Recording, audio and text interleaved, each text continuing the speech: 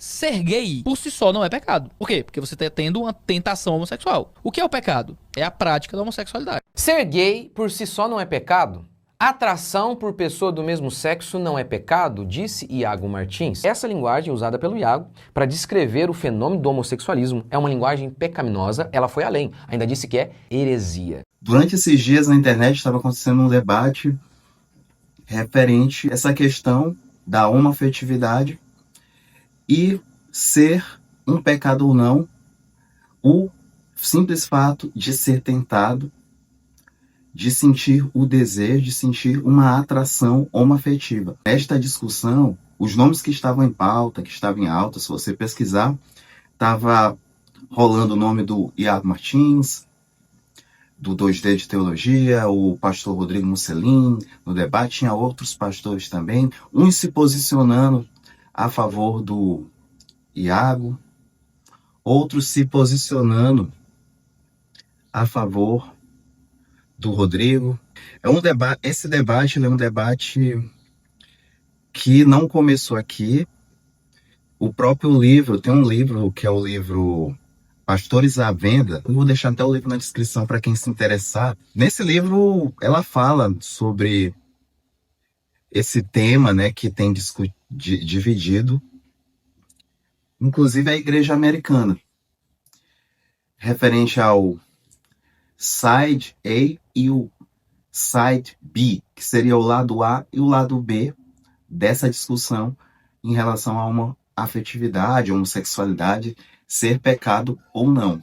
Essas discussões, inclusive, acontecem por conta do liberalismo teológico, que tem entrado na teologia, tem entrado nos seminários e nas igrejas, consequentemente, até aquelas igrejas mais tradicionais, mais conservadoras, mais históricas.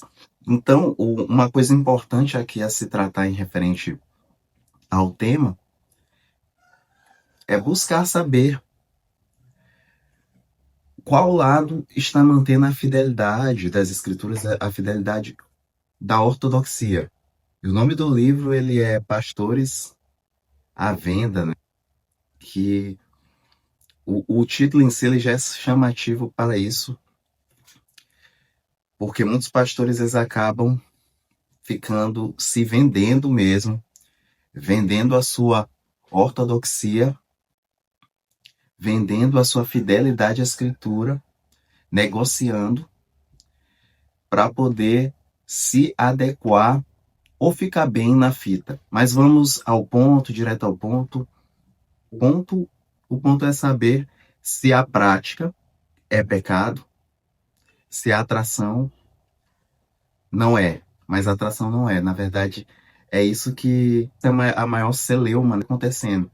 Tem uns que dizem que só a prática é pecado, a atração não é.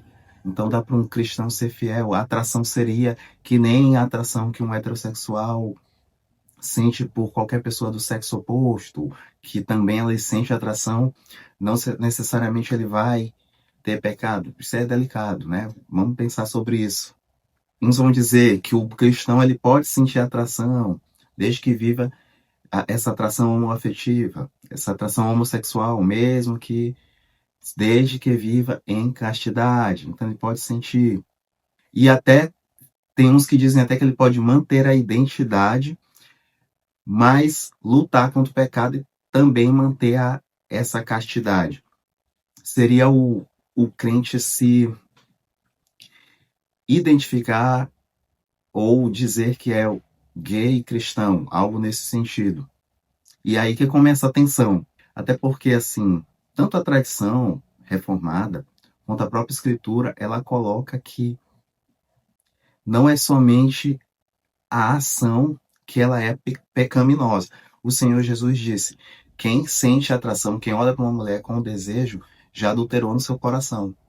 Veja que não se trata somente de uma prática, mas o próprio olhar, que ele continua falando, né, que se teu olho te faz pecar, lança-o fora.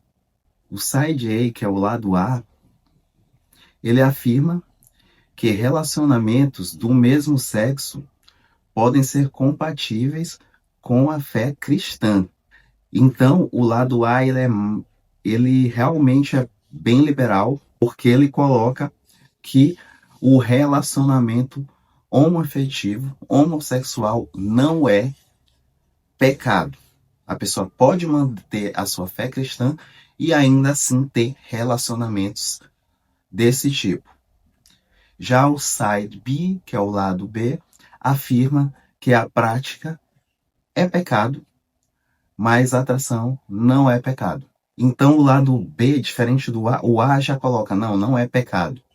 O lado B não, ele coloca que você pode se identificar, porém, você não pode ficar na prática. Você pode até dizer, como eu disse anteriormente, que é um cristão homoafetivo, um cristão homossexual, mas não pode viver na prática. Tem que manter a castidade. Bom, fomos ao lado A, ao lado B, e a nossa tradição. A tradição reformada clássica, o que ela ensinou? Bom, eu introduzi o tema falando do que o próprio Senhor Jesus Cristo fala a respeito do tema. E a tradição, ela caminha neste mesmo viés, nesta mesma posição, seguindo os passos de Jesus, colocando que o pecado ele não está apenas em comportamento, em prática, ele está na inclinação, ele está na concupiscência, ele está na corrupção da natureza humana. Então, uma identidade cristã, ela não pode ser definida por algo relacionado à queda. A queda, o homem pecaminoso, se ele está corrupto, se ele possui natureza corrupta, e o que é pecado vem desta natureza estar errado diante de Deus, estar errando o alvo diante de Deus, como que a identidade cristã ela vai ser definida por uma identidade com uma identidade de pecado. Com uma identidade de pecado. A gente percebe logo aqui que há uma grande incoerência, não só no lado A, que ele está bem explicitamente dizendo que é pecado, como no próprio lado B. E este lado B, que é o lado B defendido pelo Iago Martins, limitando aqui a 2 nomes, né? Se formos limitar esse debate a 2 nomes, Mussolini e Martins, Iago Martins, porém até mesmo pastores reformados, como, pelo menos assim, eu não vi ainda o vídeo ou alguma defesa do pastor Nicodemos, mas um vídeo que eu assisti, acho que foi do Devair, ele colocou que até mesmo, ou foi o próprio Mussolini, ele colocou que até o reverendo Nicodemos, que é um reverendo da IPB, ele colocou da mesma forma que o Iago Martins, que seria o lado B. Mas veja, estamos vendo aqui que o lado da tradição reformada clássica, ele é o lado do Senhor Jesus, porque eu, na introdução falei isso. Ampliando o debate como algo que começou nos Estados Unidos, podemos usar o exemplo da própria PC USA como alerta para nós. Sabemos que a igreja, essa igreja americana que fundou a IPB, ela foi a precursora, ela que plantou a IPB aqui no nosso solo, mas é uma igreja atualmente que cedeu ao liberalismo teológico, inclusive até por alterações ocorridas na Confissão de Fé de Westminster. É bom ter um olhar atento à igreja norte-americana.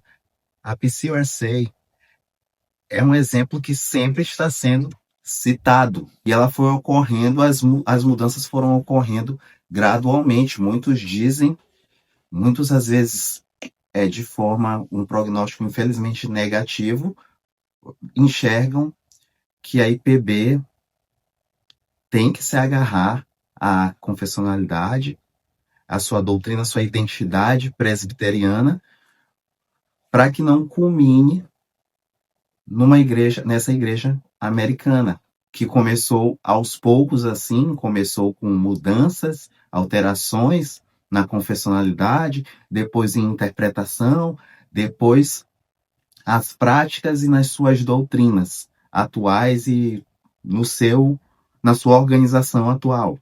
Com o tempo, essa igreja passou a aceitar posições que antes seriam impensáveis numa igreja presbiteriana, inclusive cedendo totalmente ao side A, que é o lado A, inclusive ordenação, saindo totalmente da nossa tradição, ordenação de mulheres ao pastorado feminino, e ordenação de ministros LGBT.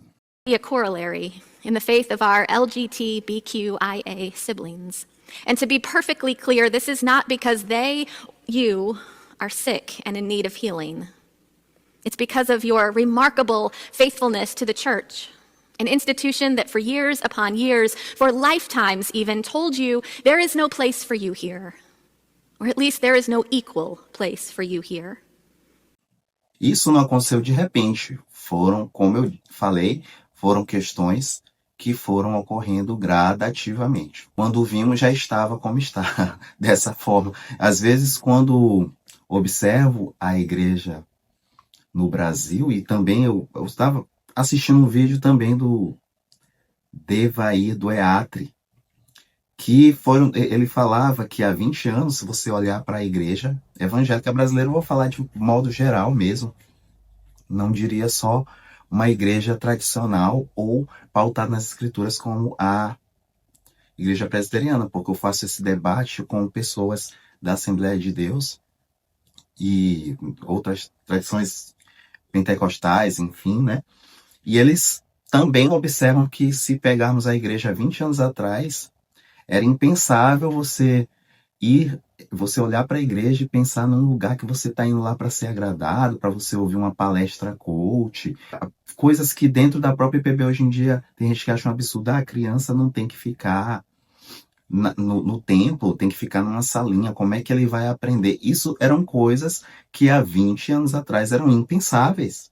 Não era nem alvo de debate. Hoje em dia nós estamos tendo que ensinar o óbvio. Estamos tendo que ensinar o óbvio. A gente acaba até sorrindo, meio que de desespero mesmo, porque é sério. Porque assim, às vezes é tão ridículo que suscita o riso, mas é muito sério. É muito sério. Uma coisa que eu quero ficar para esse vídeo, um destaque mesmo, é que nos Estados Unidos a confissão de fé de Westminster foi revisada, foi alterado textos, e isto foi fundamental para ocorrer não só o surgimento de heresias, seitas, quando alterou o magistrado civil, seitas como os Mormons, os Testemunhos de Jeová, que surgiram logo após essas alterações, bem como inserções de capítulos que deram força, apoio para surgimento desses lados aí falados no vídeo, side A, side B, porque o amor é o que importa. O amor é o que importa, e isso foi um prejuízo impressionante. Você não sabe como que a confessionalidade, você não saber, a igreja não ter claro, ou alterar padrões ortodoxos, pode trazer um prejuízo tão grande. Foi exatamente isso que aconteceu. Fazendo adaptações ao contexto americano, e é o que o Brasil, o brasileiro, o protestante, o evangélico brasileiro está querendo fazer aqui no Brasil também. Flexibilização confessional. E essas flexibilizações que abrem caminho para mudanças posteriores, mudanças ruins. E essas mudanças vão entrando primeiro em seminários, discussões absurdas começam a acontecer, normalizar pecados, e depois chega a toda a igreja.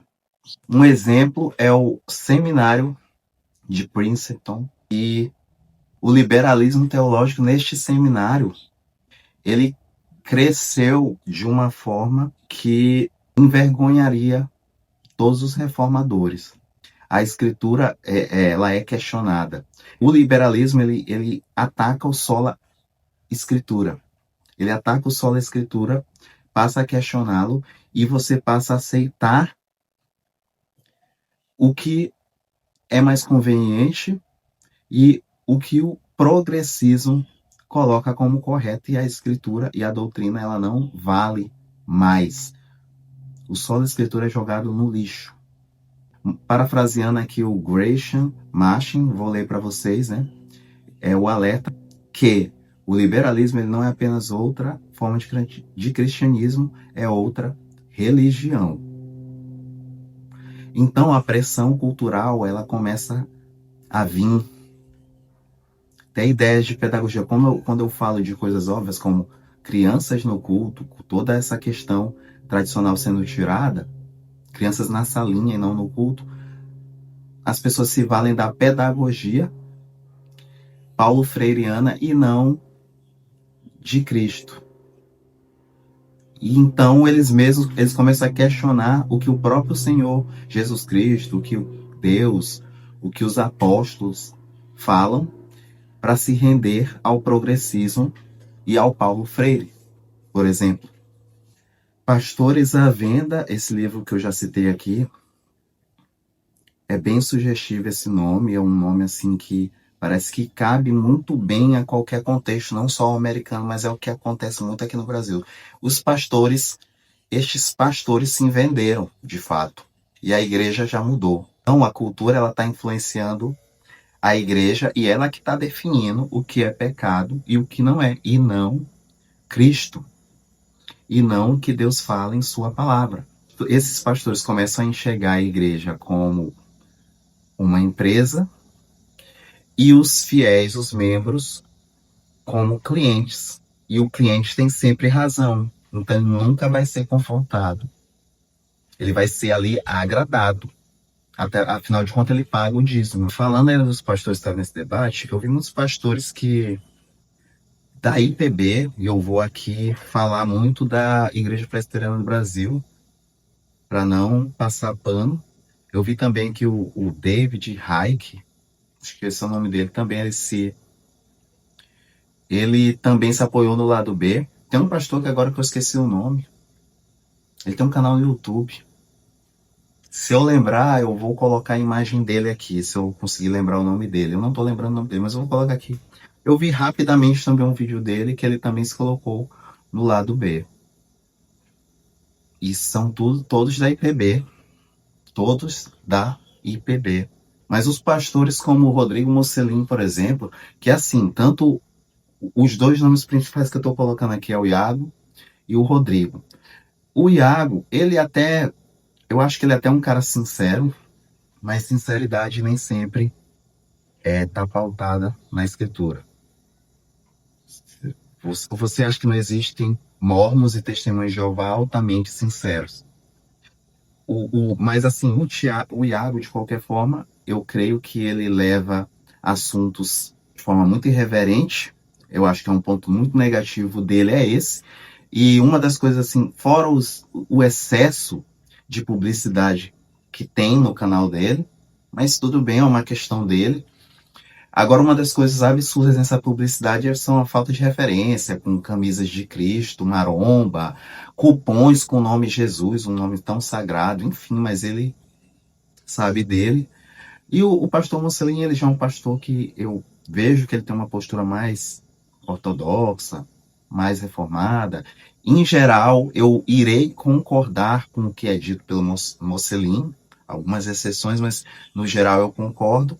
Porém, eu também acho que o Mocelin, ele, assim como o Iago, ele leva muitos temas sérios na brincadeira. Eu acho que pode ser um trejeito dele, um tique, né?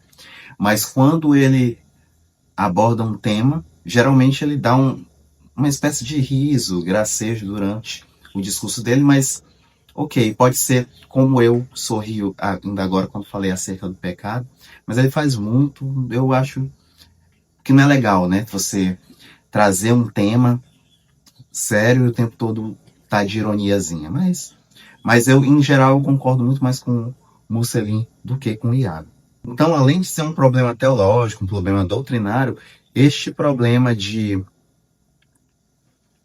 colocar o pecado pautado no progressismo, ele revela muito do coração humano e de um coração humano que não quer se render à cruz, não quer mortificar o pecado, não quer santidade, não quer ser confrontado. A igreja não precisa e não deve se adaptar ao mundo, mas sim buscar santidade, ser um povo santo e um povo fiel a Deus e a sua palavra. Então os pastores, inclusive da IPB, têm que buscar mesmo nas escrituras, nós membros temos que estar atentos, com um olhar atento e não se curvar ao liberalismo teológico. Que a gente possa orar, buscar em Cristo, na sua palavra, o melhor. E fica com esse vídeo aqui, clica nesse vídeo que está aparecendo e continue aqui no nosso canal.